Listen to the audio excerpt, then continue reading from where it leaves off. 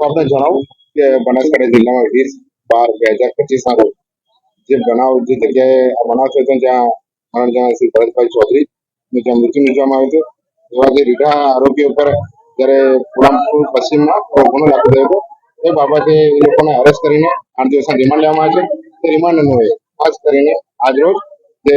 જગ્યાના જે રિકન્સ્ટ્રક્શન પંચનામું કે જ્યાં તેઓ ભેગા થયા અને જેમને ત્યાં કાવતરું પડ્યું હોય અને ત્યાં પછી જે બનાવની જગ્યા ત્યાં લોકો આવ્યા છે તે રિકન્સ્ટ્રક્શન પંચનામું પોલીસ દ્વારા કરવામાં આવ્યું છે